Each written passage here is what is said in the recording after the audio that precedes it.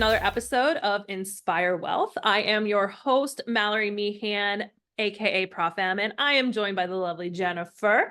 Jen, how are you doing today? Hi, I'm fantastic. Thanks for having me. Oh, thank you for hopping on. It's so good to see you. We haven't seen each other in a while. Since the spring, I think. Yeah, so we'll have to change that soon. But so Jen, as a fellow Penn State female representative of real estate, I'm so excited to talk about what you've been doing in the field, how you got into here. So why don't you start out by just giving us a intro into how you got into real estate and a little bit about your journey.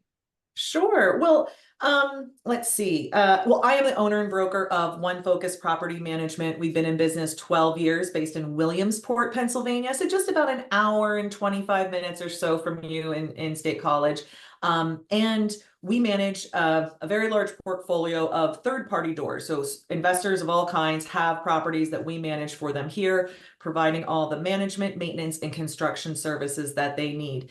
My story, I'm just a little unusual for being a large third-party manager in that I didn't come to this through being a realtor or through being a successful personal investor. Instead, I came from the far underpaid multifamily world. So when I graduated my undergrad, I started a business. It failed, which was fine, a wonderful learning lesson, but I needed a job and I was in a new town. I could always sell things. So I got a job leasing apartments.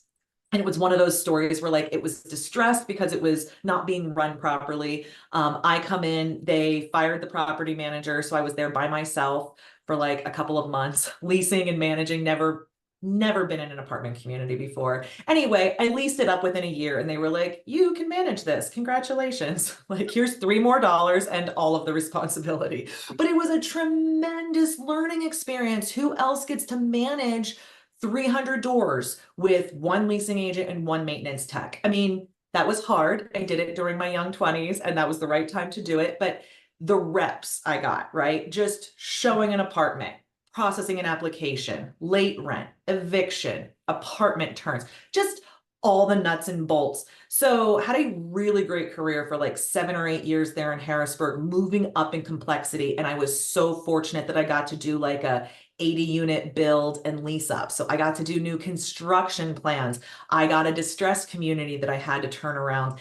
And I did a high amenity, like luxury community situation with actually my last assignment was like 500 doors and like 21 staff, which for a person who was like 27, 28 was a lot of responsibility and new. And like all great real estate careers, the housing crisis hit and I had a pivot. And mine, I pivoted right into grad school. So I got a great package to go to Penn State University, do my full-time MBA there, which I loved.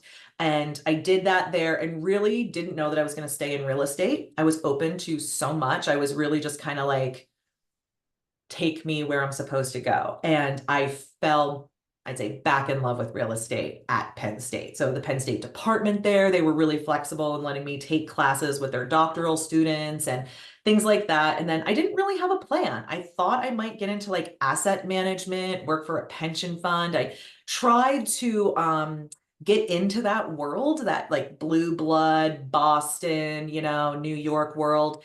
And I just never fit. I am a small town girl from Pennsylvania who's worked for no name companies. And truthfully, during my MBA, I got like a big company internship and I hated it. And so the entrepreneurial part of real estate was really attractive to me. So the way the story goes is I met my now husband. We are in Williamsport for his job. And I was like, I'm not a trailing spouse. So we get to decide where we live, but we kind of decide at once because I'm in real estate. Like we're going to pick it and then that's it. And we ended up using that choice here on Williamsport. And I found a partner. I started the business, like I said, 12 years ago. We've since rebranded. I bought out my partner. So I'm now independent in this. And my passion, I think that like through the end of my career that I'm learning is I love the generational wealth building power of buy and hold real estate. And I so believe in it for all kinds of families. And sometimes I know when I talk about generational wealth, Oh my God, if I am rambling too much, you must tell me. Oh, you're good. I'm Okay. loving this. This is So, great. Keep going. generational wealth building, when you use those words, my sister who works with me says I'm alienating people because she thinks that I'm talking about, and I think people might think I'm talking about like rich people whose children are going to like paint and do cocaine and never earn a dollar. That's not what I'm talking about. I'm talking about, like in my family, how my family's real estate has enabled my parents to live a higher quality of life than their parents, while at the same time supporting me and my entrepreneurial goals. Because by the way, buy and hold real estate makes great collateral for loans. Hello, needed that. So it's not always about like my parents or anybody's parents giving children money or things like that. It's about this real estate, this wealth that is so protected here in America and treated so favorably. It's about having that as this foundation to launch quality of life, generational change, whatever it is. And I'm so passionate about it here because I don't work with fancy people. I work with regular people. I work with teachers and plumbers and, well, two I signed this week, a soccer coach and a teacher. I mean, like, and I certainly work with investors who are like full-time investment, all they think about is investment, but I also serve these people who are less sophisticated, who I think deserve access to real estate. And it's packaged really nicely and consumer friendly, sometimes in larger markets. But if you're in a small market like mine, which by the way, properties are trading on the MLS at 11% caps, that's unleveraged. I mean, my clients are making over 20 to 25% a year on their equity in these assets. You can't freaking beat it. But as I famously say, go buy Google stock. It's never going to call you. It's never going to call you and ask you a question or what to do, or should we repair the roof at the Googleplex this year, Mr. Stockholder? No, but I am going to call you and say, hey, the roof's leaking. We can repair it for $3,000 or replace it for 15. I am going to give you choices and recommendations. So it's not super passive, but the power in it. So anyway, that's what I'm so passionate about. What I'm committed to now is, of course, my business, and I grow my business, but I try to educate and work with people and provide an alternative voice. You don't see women talking about real estate investment, and that's a real disservice just to everybody, because not every person has the same risk appetite as most men. Not everybody uses the same language. It can be really alienating if you're used to like the sort of content that's out there when you go seeking it. So I like being an alternative voice, and I like talking frankly about making money while we do this, but being fair and empathetic and like any other business on the planet. Like it's Right. yeah. All No, right. I love that. And obviously your energy, it's, apparent that you love what you do, and obviously that's important. So one of the things that you spoke upon, essentially, a lot of people, especially women, are unaware of the power of real estate. And so one of the things that I always like to talk about is not only can you borrow against the equity, not only is hopefully the value appreciating, but also the tax benefits that you get that you're not going to get from these passive stock investments. Your short-term, long-term gains, and that's it. And, you don't get the depreciation.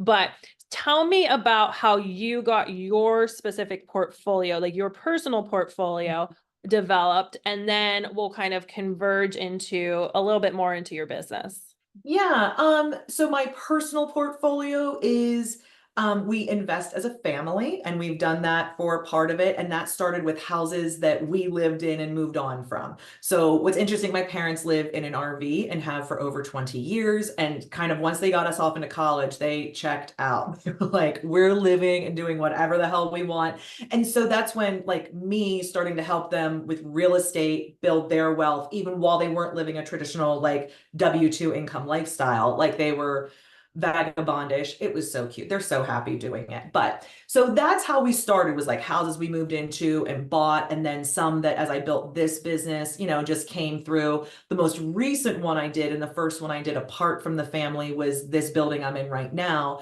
which I did on an SBA loan and serves as headquarters for One Focus, but has also got 3 very nice units. It is a new construction Victorian on the Millionaires Row here in Williamsport. And what I love about that is, one, it's financed exceptionally favorably with the SBA. And I have growth potential in this building. So one, this building makes good money as it is today if nothing ever changes. But as I grow this business, I never have to move again if I don't want. Oh, And that's that was important to me. In the first 10 years, we moved. I always said we were a real estate company with real estate problems. And like the only bathroom in the whole office would be like literally like this close to my desk. I could touch the door. It was just, we didn't have good situations. But we have yeah. a beautiful office now. Well, it looks beautiful just from, your background. So kudos Oh, well, to that's you. curated, girl. That is curated. If I flip this Well, camera around, you'd see the reality. we're gonna stay in this dreamland for a little bit. Okay, so you are dealing right now with managing a lot of people's portfolios, their properties, their problems. Tell me a little bit more about property management. Kind of give us an idea of the types of services you offer, kind of some of the things that somebody, if they're getting into real estate, what they should look for when they're looking to hire a property management company. Yeah, that's a really interesting perspective to take it because I can really identify with the person looking because I am still the first person people meet when they come in. And I'm also in the forums, like I see what the people are talking about. And, if you trust bigger pockets in the forums, property managers universally suck. That if you are super lucky to find a great one, then you're super lucky, but you shouldn't count on it. And I hear you. Many property managers do suck. That's why I'm passionate about licensure and things like this. But so what should property management do? And then I'll talk a little bit about the two different kinds of property managers, which might help new people put this into context. A Perfect. property manager can be anybody from somebody who just creates that distance between you and the tenant, collects the rent, handles the leasing, and kind of calls you if anything else comes up. It can be as little as that. It can be as extreme as you never go to the property, you don't know who's living there, you get reports and a check and get to ask questions of a manager, and they come to you when they need. And truly, it can be anywhere in between. I think when you talk about the ones that suck, you're talking about people who don't have experience and aren't being compensated properly for the work. So, and they probably don't know how to do the work. Combination of all those things. When I talk about myself in comparison to other property managers out there, I say most property managers are more like concierge property managers. They're that realtor who does a really great book of business, has an admin assistant.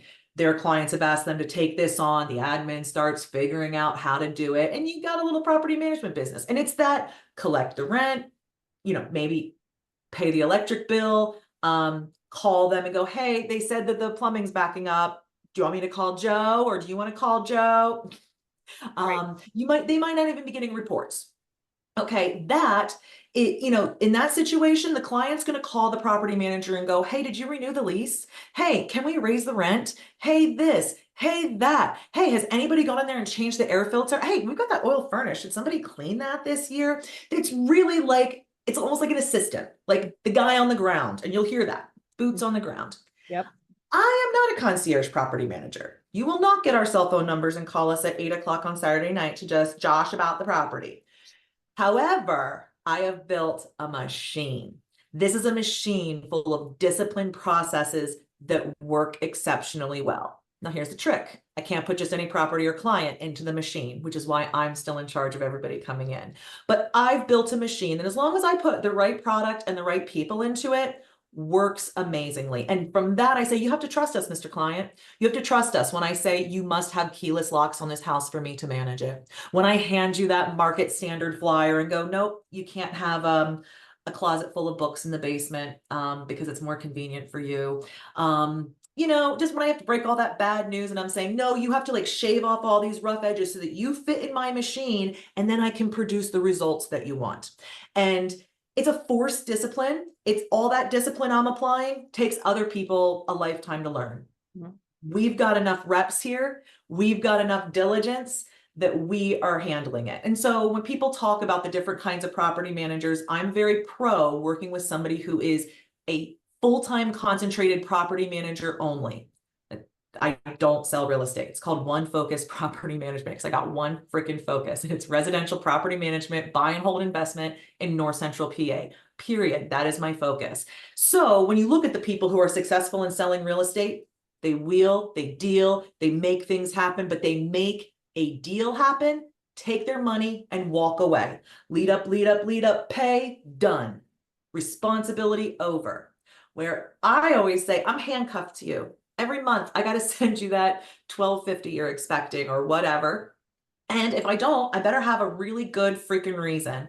And I need to wake up every day at 5 in the morning. Are the insurance policies in place? Is there a dog tie in the yard? Is the grass cut? Did we clean the furnace filter? Did the tenant pay? Is that person living there on the, all that tasks. It's just tasks at scale. And so that's why a machine here, we make sure things don't fall through the cracks. And that's why we can manage a large number of doors for this affordable price. We're building so much more value than we cost. It's not even funny. By the way, I did some work on that. 20% is the average I can boost your net operating income on a property between you or someone else running it and me running it. That is the average. Now I cost 11%. I charge you to do different things, but what if you made more money and did less work? I mean, who doesn't want that? Right? I mean, it's hard. It's hard to find great people. It's hard to get assets and get them in and get them going. And then it's hard to do the buy and hold period. It's hard to do the hold period. Yeah. I was just before I came here, I sneaked in a quick property visit with a client who didn't hire me last year, but this year they're ready. And we were talking about the hold period. I said, a lot of times it's like a trail ride on a horse. It's boring. The money just comes, you pay the taxes, you pay the insurance, you cut the lawn, nothing's really happening. And then sometimes it's like a buck and bronco. You're like, oh my God, it needs a roof. And the codes inspector's mad. And the tenant moved out. And somebody died in the shed. And oh my God. And the key to making money is to hopefully be prepared for that wild time and don't freak out and sell it. Right. Don't freak out and sell it. Don't freak out and sell it. All old investors talk about regret for the things they sold and the things they didn't buy. Absolutely. And I think you as almost a solution, like you are a solution for people, especially people that are just getting into this, who maybe haven't thought about all of the what ifs and all of the things that they should be preparing for. Like you are that all in one solution. And so a lot of people are probably, trying to figure out their first deal, trying to figure out how investing is going to make sense for them. A lot of people think, I buy a property, I get a tenant, we're good. Tell me about specifically how you manage the tenant placement part, because I think that that's a very important part of identification, understanding backgrounds. And so tell me about the process that you guys go through for tenant selection. And you specifically are talking like the tenant application vetting process. Yeah. Well, and it's been several years since I've processed an application, but I will tell you about our process and what it's based in here. So our whole business is based around qualified tenancy. And I have a little definition of a stabilized property that I'm always shooting toward. And that is a property that attracts and retains qualified tenants at market rent with no deferred maintenance. Okay. So if I never am going to attract a qualified tenant to this property, it means I'm going to advertise. That's my expense. I'm going to show. That's my expense. I'm going to collect applications, which I do charge a fee for, but it is not a profit center. So that costs me money. And I'm going to decline them because if qualified tenants don't want it, I'm just going to be getting unqualified prospects. And I'm going to decline. And I'm just going to spin my wheels losing money. Right. And that's why I don't want a property that won't attract qualified tenants. So how do I figure out who can do it? The premise here is we make the property look as amazing as possible and blast it out as far as possible. There is no effort to set pricing or choose advertising venues for quality of tenancy. I don't think there's any value in that.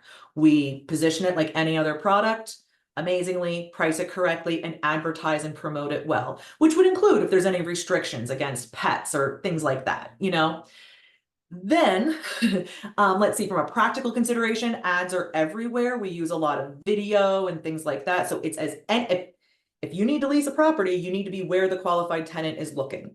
So we aim to be everywhere. Then I'm trying to get them back to my website. My website is set up to handle the 3 a.m. shopper. So if you have a busy life and you're shopping for your next home at 3 a.m., like many people are, I learned this when my voicemails and emails would come in the middle of the night, and I'd be like, oh fuck, how am I ever going to help these? I'm sorry. How am I ever going to help these people? Because like they're doing, like, I gotta sleep. I'm not like that profitable to do it in the middle of the night. So I made my website self-service. So they're on there. They can see every detail about this house, photos, video, and book their showing. Now it's going to be daytime hours, but they can say, oh, I can come during my lunch break tomorrow and book that. We've opened it up for, by the way, also self-showing. So we can show outside of our leasing agent's hours and be more flexible that way. So we're hopefully getting as many people through as possible. Then I accept applications. We are on a best qualified basis. So, and we go into a lot of disclosure about this. So when you're on my website and you go to do the application, you're going to read all about the rules. And I'm all about disclosure here. So we score our applications on 4 components: criminal background, income, rental history, credit history. Now, criminal, to be fair, is like a pass fail. It's not like, oh, you get this many points in the scoring system. It's a pass fail. The others are fully disclosed. Like, so you can imagine for credit score, and we're like golf, you want a low score. So great credit scores, I want to say like, I don't know, 720 and above are given a 0, actually. They're the top. So they get 0 points against their thing, which is great. All the way up to like a 6, right? Income, same way, we're going to measure their income. One thing we do with income that I think is important is we look at all the gross income. By the way, you got to educate yourself how people are making income. It's more than just pay stubs now. There's gig working, there's small businesses. You need to learn at that. Also like court arrangements. So some people are getting family related alimony, child support, annuities. Elderly people have a different way of financing their life. So you have to be aware and have that in your calculation, which takes experience. By the way, you could just go on my website and copy mine. I don't care. I put it out there to the public. What's your website? Tell us your website. Oh, I'll it's put it in the notes. Yeah, onefocuspm.com, and Love you it. spell out the one. Yeah, but as always, talk to your own attorney. I've had it reviewed by my attorney. I'm very happy and proud of what we do, but check it out. But that's a way you could do it. So what we do is we measure their gross income. We verify it, right? Make sure we call Walmart or whatever. They truly are still employed. And then we take the debt service out. So if you make 10,000 a month, but you've got 5,000 in car payments, mortgages, credit cards, student loans, whatever, I take that out, and 5,000 is the income I'm going to use. Again, I'm using a gross, not a net, and I take the debt service out. So that's how we do it. We consider it. So we put the score together, and it either works or it doesn't. And this scoring system has evolved over the years. I did this really cool project with Bucknell University, their SBDC there. They have a data science department. And I had this curiosity. I was like, I have all this data, and I'm trying, I'm like reading books by Elon Musk. So I got to get into my data. I got to figure out how to optimize my business. So I was like, I know all these things about these applicants before they move in, right? I know their income, I know their credit score, whether they were relocating, what size home, all this stuff. And I know the move out outcome. I know how they performed over the course of the lease, and then whether or not they got security deposit back, owed money, whatever. We could say like that was a successful tenant, good job, or ooh, that stank. Where did the system fail, right? And so we looked at that to try to find the most indicative pre-move-in factors, and it was credit score. And I didn't think it was going to be. I thought it was going to be landlord history. I really came up in the business taught to not care about the credit score. We were taught to evaluate the credit and do like almost like a self-scoring, like number of trades, negative, positive, take out medical, take out this. Like it was like an adjusted version. And I've been using credit score for a couple of years. Gosh darn it, if that score isn't the most predictive by far. By far. And so we re-racked our system to be more dependent on credit score. Yeah. So and then real simply, another thing we do is we have a leasing agent who's out there who is a true salesperson. Her job is to get applications. I don't care if the person looks like an alien. They are to hopefully submit an application, because it's not her job to figure out who's approval and who's not. It's also not her job to process the application. That's another person. So another person's going to call the landlord, do all that. And then a third person who's a supervisor to the department will make the approval decision. But really all she's doing is verifying the processor's work to make sure the numbers are correct, because that makes the decision. You know, if you're under Right. 6 or under, you get approved. If it's this or over, there's all these different rules. Her job is just to make sure it's a good final decision. And then we communicate the decision in accordance with the federal, what is it, credit, FCA, the credit reporting, FDIC. FCRA, Oh, FCR. Okay. Federal Credit Reporting Act. Because you can't just call somebody and go, sorry, your application was denied. If you've used information from like publicly available sources, you need to be sending them the appropriate notices and things like that. Yeah. No, Right. It's oh, America. absolutely.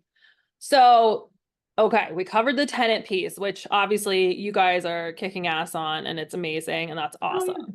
So now back to the owners. So you get me a tenant, and now I have to think about the finances, right? I have to think about, paying the bills every month. Is my rent going to cover everything? And what should I have the tenants pay? And what about maintenance? And what about, improvements? Tell me about the process that you walk your clients through when they hire you as their property manager. Yeah, it's the biggest question, right? And it always comes out, what are your fees? It's like that's the question they're asking, is what you just posed. It is complicated, it is nuanced, it is so specific to their situation. And the question that comes out of their lips are, how much do you charge? See, I would say, what are you going to do for me? Like, what am I not going to have to do that you're going to take off my plate? And then, Yeah, let's calculate your fee into it so I'm still getting cash flow. Because at the end of the yeah. day, if I can just get cash flow and I don't have to do a thing, that's the best kind of passive income. Yeah, and what I found is my whole sales process is oriented around a stabilization plan, because on the telephone I couldn't tell you that. You go, oh, I got 123 Main Street, tenants are paying 1,500 a month, and yeah, I'm ready to look at a manager. I can't sit there and tell you what I can do with this thing until I see the lease, see what's going on there. So my process is discovery call, and then I want to get to the properties as soon as possible, whether that's the home you're living in thinking about renting it, or you've got a 20 unit full of tenants. I want to walk every door. I want to see every lease, because one, I don't just manage anything. There is a certain quality I need to manage, and I need to set an accurate picture for you, because those are all great questions, but I can't answer them until I work it out. So a stabilization plan, again, going back to that statement, attracting and retaining qualified tenants at market rent with no deferred maintenance. I'm going to do the property visit and then review. Let me see if I have a stabilization plan here in front of me. It's just like an Excel document, and I'll break it out and say, okay, Mr. Owner, your property's doing this now, has these risk factors, and this is what I think it could be doing with a lot less risk.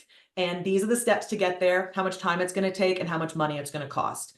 Typical elements of a stabilization plan are getting rents to market, addressing tenant compliance, deferred maintenance is a big one in my market because we have old housing. And then sometimes it's untangling risk stuff. So this might be tenants working on the property, utilities that aren't properly metered, neighbor situations, sometimes they're fun and funky and gross, and like we get to do stuff like that too. I mean, so anything it takes to make the property worth more, to make the property operate at its highest production. And so for a lot of people, this is a math problem. Like I've been dealing with a lot of people in the buy versus rent decision lately. And of course, they got 2.5% mortgages. There, all of a sudden, it starts to look pretty attractive to become a landlord. So they call me, and I just fill in the numbers. I go, this is what you stand to earn. Here's what you should be expecting to pay. You decide. I don't know what's in your checking account and how you feel about it. And I always go, and remember, when I call you up and say that this place needs a water heater today, I mean today. Because like you at your house, if you woke up this morning and it was a cold shower, depending on how flush the checking account was, you might have cold showers for a week. I don't know. Like, I don't know how you live, but I got to tell you, when you're a landlord, you're fixing it today, particularly when one focus is the one that they know, right? And it's my reviews, because I've got to go find qualified tenants for this 600 plus door portfolio every day. I can't let you, Mr. Owner, be the reason we have a bad reputation. So it's an interesting, delicate balancing act, but it's all about putting the information in front of them and then coming through on it and being right? So if I propose to you, I'm going to do $5,000 worth of work to make your house codes compliant and ready to rent, I better do it in the amount of time I said and for the amount I said, which, as we all know, is very uncommon in the trades. My company, 100% track record. And I talk about it all the time because the one who does it hates doing it. She's my sister. She's like, I wish we could find. And I'm like, too late. You volunteered as tribute and you're too good. And now I think honestly, I think it's the difference about it being run by women. Running, designing projects, holding people accountable, and running them to within an inch of our lives. To be clear, we cannot swing a hammer. But we can show up every day. We can call people and go, Joe, you said you're going to be here at 8. It's 8:10. Is everything okay? Right? Because we know that's what it takes to get it done. It's not, you don't just call Joe and fill out a contract and send a deposit check and get a roof. You have to stalk Joe. Part-time stalking services. Yeah. So running, performing, being accountable, and not all clients, it's not okay. They're not okay with me saying you got to put keyless entry on, you've got to paint this, no peeling paint. Okay, then I'm not the property manager for you because I deliver results, but I don't do it on crap. I'm not a magician. Like, honestly, there's nothing magical about this. It's just doing it well, completing what you're obligated to, and being, I think, understanding of risk and mitigating risk. I think that's what makes people, and I think that's why women are particularly good, but I got to tell you, we have a real hurdle in getting them into it. My women I work with, more often than not, own these properties in cash, and so they have no loans on them. And they tell me, I would never rent this if I had a mortgage on it. It's too risky to them. I had one woman tell me, I support my family here, I support my family in my country, and I just cannot afford to take that risk. So as she seeks to build her portfolio, she is saving up the cash and buying the houses. But that's where her comfort level is. I'm working with her. Believe me, I'm working with her. But it's going to take her some time. And it's going to take her some time. Like, we've been managing a house for her for 2 years. But it's going to take her some time to continue to build trust. And it's okay. A bad thing happened and I'm still okay. I always say women call me before they buy the property. Men call me after they've bought it and already lost over $20,000. I wish that wasn't true. I don't mean to be mean. This is, and they have no money to fix it. It's so frustrating to me because they're like, I'm broke, bad thing, bad thing, bad thing. And I'm like, here's another bad thing. You still need money because you haven't done it right yet. Right. Right. And nobody in real estate is honest with consumers. Because if you don't like what that real estate agent says, they're going to call, at least in the board here where we are, there's 300 other agents on the board. They'll just call another one of those. I've had people tell me, why are you so honest with me? And I'm like, because I am handcuffed to you. If I tell you it's going to happen, I don't collect 1 rent check, 6 rent checks. Hopefully I'm collecting 50, 100 rent checks. And that, friends, is not a set and forget it. You work every month to keep this working. And it's not talked about. I don't know why people don't talk about the work of real estate investment. Yeah, I mean, I think it's kind of a taboo topic. It's one of those things where you obviously know that people own property, but you don't necessarily see the behind the curtains and how to get there, what the processes look like. And, I think between you and I, we're both very passionate about this and trying to get education out, because educating people on the right way to do it and helping them along the process is the way that you find change. And, I think it's especially important for women too, to like understand that you can also create generational wealth to your family, to whoever you want to, pass it on to.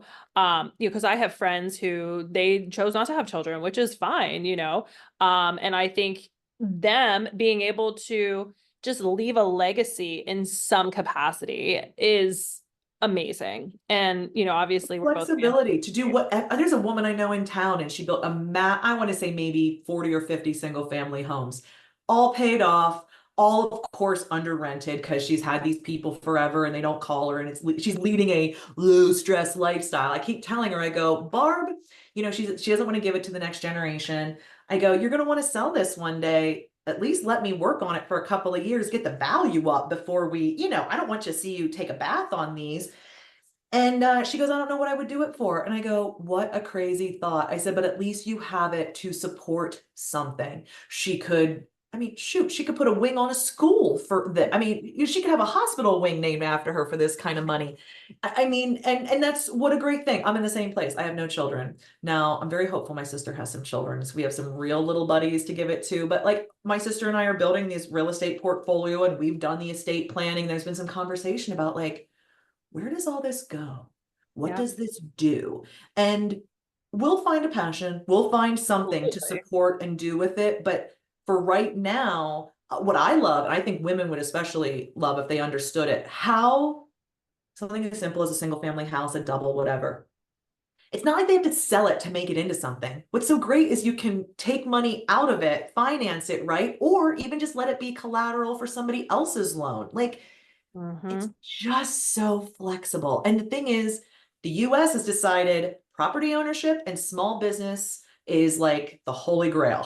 So Yep. everything operates and protects for that.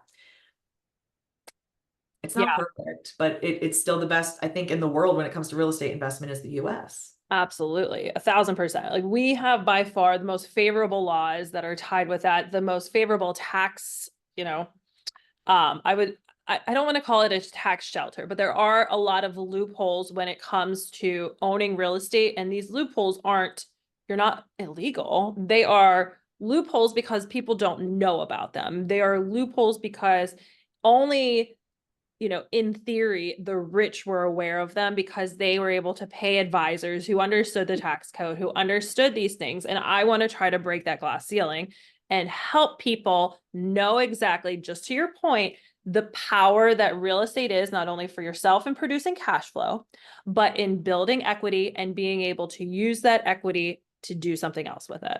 Isn't that amazing? It's You so know, amazing. I have a couple people who've done things like that. There's a family of missionaries in my portfolio. It's a small 3 unit they have that they got while they were here, fixed it up, lived in it, and that was their plan. And they've been in Libya for years, raising 3 small children, serving their Christian mission, and this property can support them. Now, how couldn't live off a 3 unit in the US, but I guess you can in Libya. I don't know if they're supported in other ways. But that's people using real estate toward their end goal. And I just love that. The same way my parents have used it toward their goal of, I guess, this carny lifestyle they're into. Um, but missionaries, there's another gal I know who's been studying martial arts in the mountains of China with like gurus and stuff for years. And again, same thing, doesn't take a lot of money. She owns these 2 houses in cash. You know, it's enabled her to pursue this thing. It's so cool what people are doing with it. It's Oh, so cool. The one absolutely. I just saw this morning, she joined Teach for America. She's going out to South Dakota to teach on a reservation. She's a teacher here. She's kind of like willing to upend her life to like take this opportunity and this shot, but she's got this house here. And that's the kind of thing that holds people back. So in this case, I think she's going to catch the bug. I think she's going to buy something somewhere else. We're going to finally put a loan on this thing because she doesn't have a loan on it. We'll put a loan on it. We'll manage it because it's a great house. It's a great house to hold and appreciate and get great income from. Mwah. And she'll move on with her life and it'll be a great push for her. And that's Yeah. a person who really called me because a realtor was like, you really don't want to sell. Like you love it. You don't want to sell it. And so they talked to me and we're working it out and it'll be fine. It'll be great for her. Awesome. Yeah, I think we need more positive stories for people to really understand that, yes, everything in life is going to have risk. Everything that you do is going to be scary. And the uncertain obviously stops people from actually pulling the trigger. And while, you know, you have those tenants that are going to be problem tenants, you have those times when your roof's going to leak and you're going to need to replace it. But at the end of the day, if you take a step back and you look at this investment and you compare it side by side to any other type of investment, it's always going to outseed if you know how to, just to your point, properly have the processes and systems in place. Absolutely. Because it's truly, it's a problem for most people if they're self-managing when the tenant calls and says, my spouse beat the crap out of me last night and I got a PFA and I'm kicking him out, right? What do you say to that, by the way? If you're even aware of the Violence Against Women's Act, which by the way affects real estate tremendously, if you're even aware of it, if you're anything like me, you're going back to the text. I gotta go find that again to know how I'm supposed to deal with this, right? Or there's a tree limb sticking through my bedroom ceiling from the storm last night. Like if you're just, I'd say like a dental hygienist who owns a house, like you're a little bit like, what am I responsible for? What do I do? How does this work? And the risk should be perceived as too much if that's your approach. And I was just telling this family I was with this morning, they were asking about I told you like how it's going to go. And I was talking about the buy and hold period. And I said, and here's the thing, bad things are going to happen. Might get a bad tenant, might get a bad accident, might get a bad stroke of fortune. I know how to solve it all quickly. Great example. I've got a building where a tenant has started terrorizing our staff and some of the other tenants, a behavioral problem, pays the rent every month, but threatening behavior, this sort of thing. So we're terminating the lease, and they basically said on the day they were supposed to be out, you'll have to get the cavalry to get me out of here. Okay, sure. So for most people, that would be a freak out, try to talk them out, talk to everybody they've ever met on Facebook, try to avoid calling and spending $250 on a lawyer, right? That sort of thing. So they mess around for a month or two before they finally got their stones together, poorly filed an action, messed it up, made that take twice as long. And that's where the story of it takes 6 months to get somebody out of my house comes from. I'll have that house back by the first week of September, because you know what was done first thing yesterday? The landlord tenant complaint for holdover tenancy. By the way, I'm going to get a financial judgment for my client at least in the amount of 150% of that month's rent for his trouble. I'll get a judgment for the court fees it takes to get her out, and I will get this out. And you know what I'll also do? Make a plan to stabilize the other 11 units, one of which is this person's mother. Like I'm going to make a plan to stabilize this so that this gentleman doesn't have a mass exodus. He doesn't have anything that when all of this kerfluffle blows over, she'll be a distant memory. His rents will remain intact. I'll keep renewing, right? So we have a plan and we put it together and we're enacting it. So this misfortune that could be terrible, a good property manager is a really great mitigator for that. Because if it normally costs 10 grand and I can get it to cost 5. Another example, just because I have a ton of them, is, about 2 months ago, one of our techs was at a building measuring for a door replacement, and long story short, discovered a tenant had died of a self-inflicted gunshot wound. Thankfully, somewhat recently, so it wasn't that terrible of a situation, but within 1 week, that unit was vacated, cleaned, the security deposit was handled, and it was back on the market in actually like 10 days. 7 days is dishonest, 10 days. And we did have to do a little bit of the crime scene cleanup because there was some biohazard stuff. But, that can't happen that quickly for a normal person. It just can't. You don't have the resources, the procedure. You wouldn't have known what to do when somebody shows up going, I'm the tenant's mother, please let me in. Like, I just had a landlord in town email me. She had her first unfortunate, somebody passed. It had been a couple weeks. It, gross, horrible, terrible. And she's like, what do I need to do? And I'm like, I actually have a whole process about like identifying next of kin, verifying POAs and executors, and what we do and when. And of course I can't share that with people for free, but I can tell them a little bit about what they need to consider. Right. Don't let the first time you think about it be when you got the call that something smells upstairs, And I hate to be crass, but that's the call that comes in. Right. No, I think you're totally on point. I think hiring the right people and having the right network around you is really, really important. Knowing who can help you in different situations, putting your mind at ease. So, for example, so I have a short-term rental here in town, and I rented it out and I was on vacation, and I had a contracting company. They were the ones who were renting it.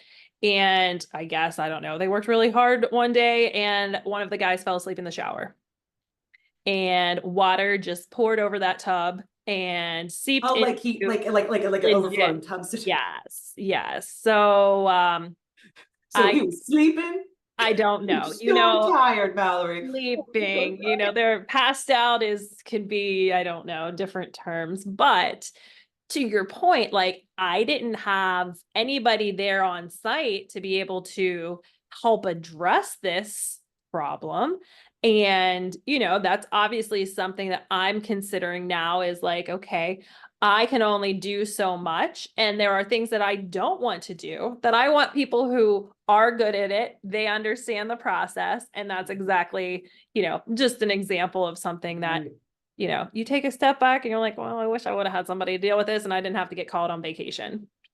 Right. And we all know the power of finding a really great, like when you find that great accountant or anybody who's super skilled and they're like, it's like, even if they raise their prices, I would still work with them, right? Yeah. Like those people, if you can find them and they can provide the value you're looking for you need to do, and you need to take care of those people. And we need to, the problem with real estate is there's so much focus on I want to say like commissions and is this earned and all this kind of stuff. I don't want to say like cut property management out of this. We are doers. Like we are out there working in those streets every day. And these are little tiny checks. Like remember, if your rent's $1,000, that means my compensation is 110. If I successfully collect your $1,000 rent, my comp's 110. And people have to show up here every morning at 8 a.m. and take calls and process like it's a business. Somebody a long time ago said this was the business that nobody thinks is a business.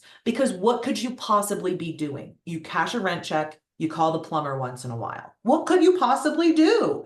Which is why normal people are out there buying properties and calling me and saying, I don't know, I might flip it, Airbnb it, I might long term, but there's just like no money in that. And I'm like, there's no money in any of that for you. You don't know what to do.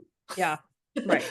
There's risk in this for you. Let's actually talk about how dumb each of these ideas is for you to execute alone. And I know you're calling me, but you know why you're calling me is you're trying to put the numbers in your spreadsheet. You don't know how much it's going to rent for. You don't know how much stuff costs. So that's why you're calling me, and it's okay. But we need to open it up. Like to my point, you're not going to be calling professionals trying to get the information out of them if you had a place to go. If you had a school like your school, I tell people about your school. I go, it is so, I've often said, if I was like a nurse and I read Rich Dad, Poor Dad, say, and I was like, gosh, this just makes a lot of sense for me and my family. And I think I can do this, but I need to learn about it. Because that's how a lot of people are. They're risk averse. They don't know about it. Google real estate investment education. It is just scam city. It's disgusting. And that's what I love about you, because you're out there truly bringing this great education, and it is approachable for the average person. They don't need to spend $20,000. They do not. That is preposterous. That kind of money comes along, I think, with somebody in the truck next to you, maybe walking the doors with you for that kind of money. But if you can give them the education, and I'm out there, I'm doing a more casual kind of education. I'm like cussing and drinking. I host at bars and stuff. But, I'm out there trying to help people and go, if you're doing it yourself, you need to know you're not alone. You don't need to feel stupid. I think a lot of people, do you know what, one of these new clients, she sent me an email yesterday. I'm so sorry. Another dumb question, but she's like trying to get all the stuff out of the house. She didn't want to get it all out. And I was like, girl, get it all out or I'm getting it out, like one or the other. And she says, I don't know how to use the transfer station. Am I allowed to use the transfer station as a resident of Williamsport? And I like wrote her this whole email about how to, the transfer station is right where you take like the dump. Yeah.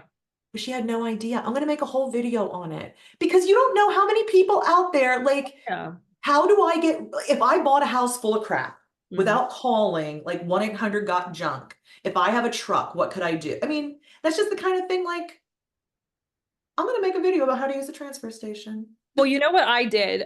So I bought a house that it was a hoarder's house and, situation. So super classy and smelled great. Oh yeah. Smell the cats and lots of other, old people in general, but okay, I digress. It had a lot of furnishing, it had a lot of things. And so rather than just like taking everything to the dump, what I did was I actually hired somebody who was an estate auctioneer.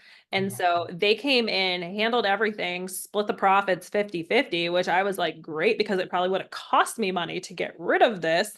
I ended Right. up walking away with a couple whole $1,000s with, Nice. the sale of this and a perfectly clean house, because now everything was gone, because she, in her contract, she takes 50%, but then anything that didn't sell, she takes out and, dumps it. Now, I don't know how many people are like that out there, but I'm sure there are types of businesses that you could potentially look They into. exist everywhere. You want to talk Right. to the auctioneers. Yeah, for sure. The auctioneers know who, and there's often people who will come in and like do the sorting, right? Because there's a Right. trash, there's a donate, there's Yep. like a lot pile, and then there's like actually good stuff that might need to go to other resellers. Mhm. My aunt actually does that in Lancaster, Oh, an nice. auctioneering company, and handles estates and things. Unfortunately, I am going to tell you that in my world of long-term rentals, we are not coming upon stuff that's going to get money. It's always like if you get a storage unit where like the rent hasn't been paid right and you Yeah. gotta like auction Yeah. it or whatever, and you open it up the day of the auction that you put in the paper, and you're always like, let it be like a 56 Mustang. Like, let it be. Always freaking tires. Always. It's the only is it 20 tires, 100 tires, tires every time. Gotta kick some tires before you find the gold, though. What's that show where they're always like going and betting on the stuff? I'm like, Storage Wars. Storage Wars. It's Yeah. not like Storage Wars here. It's never. And my property manager goes, are we going to hire an auctioneer? I'm like, you're going to stand there and say numbers until somebody buys it. But nobody ever shows up, and it's always tires. It's Always tires. so Oh maybe my you'll God. find some stuff that's worth it when you buy these, especially if you're buying like hoarding houses. I bet you can, if you do the work, you can get some stuff out of them. It was crazy. There were some actual, valuable items that just went unnoticed because of how much stuff just got piled on there. And I think it's also something to be noted. A lot of people don't understand what to do with properties that they inherit too. And so that's a whole other game. Do I sell it? What are the tax implications if I sell it? What if I rent it? How much work does it need? What kind of things am I going to find? And I think that, again, a property management company allows you to take that step back, especially if there's some sort of connection or some sort of tie with the property. I think that's crucial. Yeah, yeah. Families often in that scenario just have a hard time with driving by the house and seeing another family on the porch or something like that. But I tell them, I go, okay, so if you sell it, there's going to be another family on the porch and in the kitchen. And so it is kind of a pain as a property manager if they have a tie to it, because I spend Yeah. a lot of time talking about what grandpa put in that house in Oh yeah. 1967. And it's like, Well, one thing that I tell people, especially those that they struggle with it, I'm like, well, would you rather see a family enjoying and living it, or would you rather it be vacant, falling apart, and disrepair? What do you think would be the better memory of X person? oh, that's so funny. I always position it as you're either going to see another family there, or somebody's got to cough up the taxes, insurance, and maintenance to keep the museum to grandpop alive. So what's it going to be? So I guess you have a little That's bit more of good. a soft touch. I call it the museum to grandpa. I actually I know I've said to you a million times. I said it this morning. I've had so many meetings in the last couple of days. I'm just like telling you things. I just told a guy that this morning. He was talking about the grandpa's house, and a year ago they didn't hire me because it needed work. Yeah. It And always, they had they always need work, all of them. They always need work. And, Yeah. and that's an inheritance that now it required a It's now an expense. Yeah. right. And they're a young family and they wanted to maintain it. And But you they, know what you do, Jen? You borrow the equity from the property to put in the expenses, and now you've already grown the value. You gather in that expense to thank cut you. down on the rent. Like But that's these people are not thinking like that. And you know what happened? They froze. And then literally the pipes froze, and the insurance bought them all new interiors, and now they're ready to rent because it doesn't take a big page. So I one said, way to do listen, it. I said, you got lucky. I Lucky. said, Yeah. you It doesn't got always lucky happen like that that. you have a new house and no money out of your pocket. Right. That was a risky venture, folks. Mhm. Yeah, for sure. So anyway, they got lucky, and we'll get that thing making money for them here real soon. And that's Wow. great for them. They're expecting a Yeah. baby.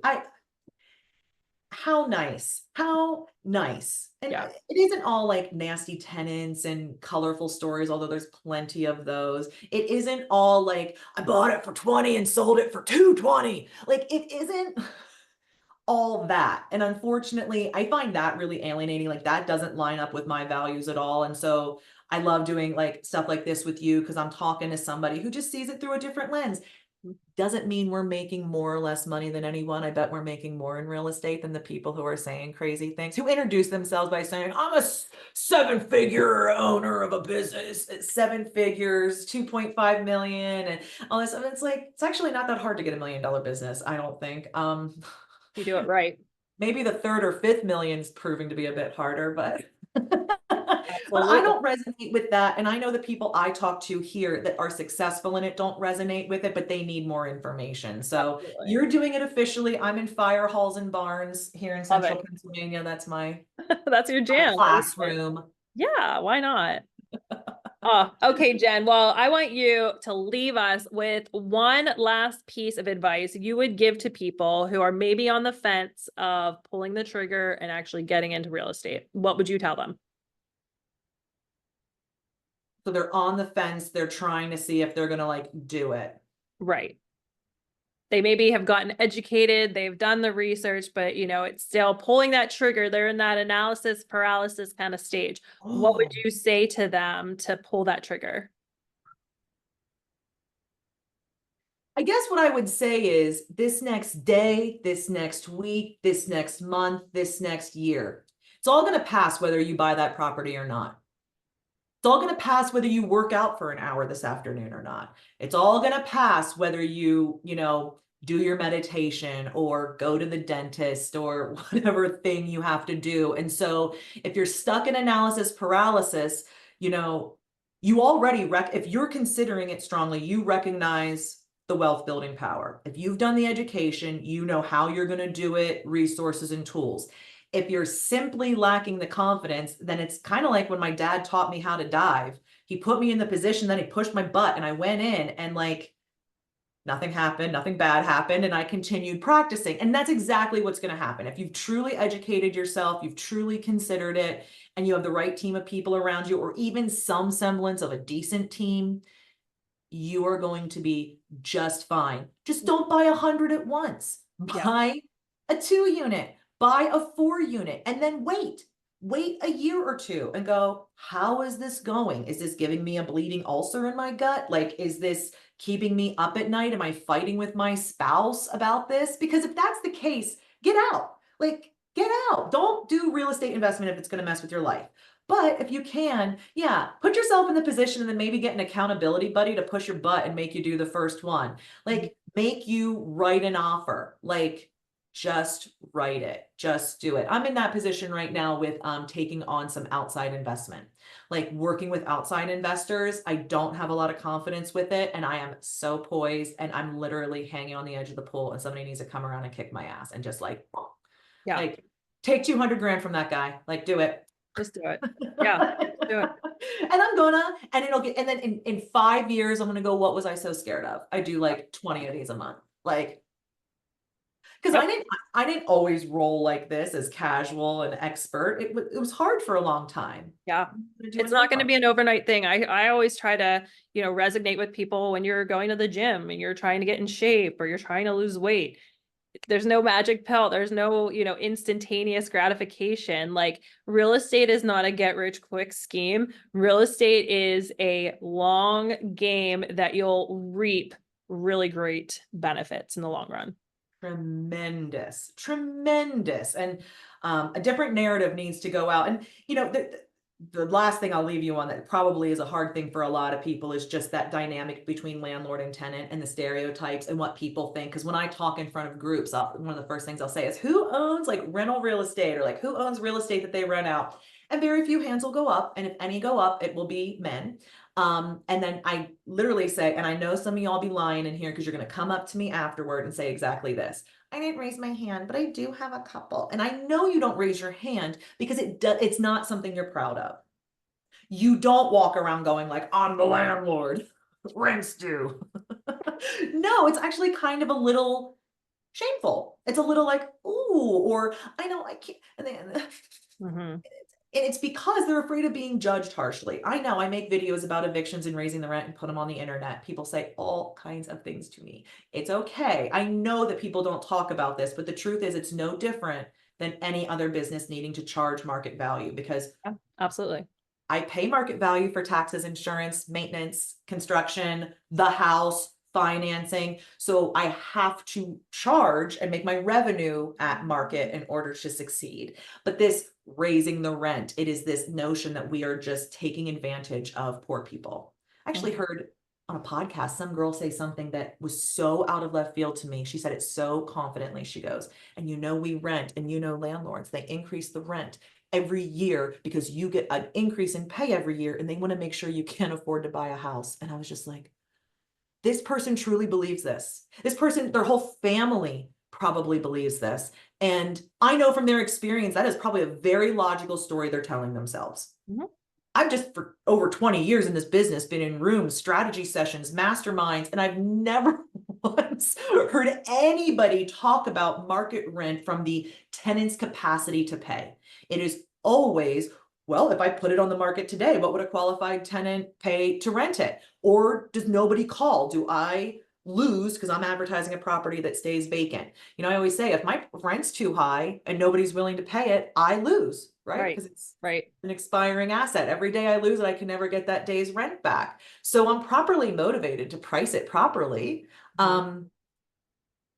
So that idea, that Yeah. misconception in the world that we're all rich landlords who are out to screw the little guy, and also that tenants are these like peasants who like just do whatever we say, and that this whole notion, I To hate be it. I changed hate it. through education. I hope.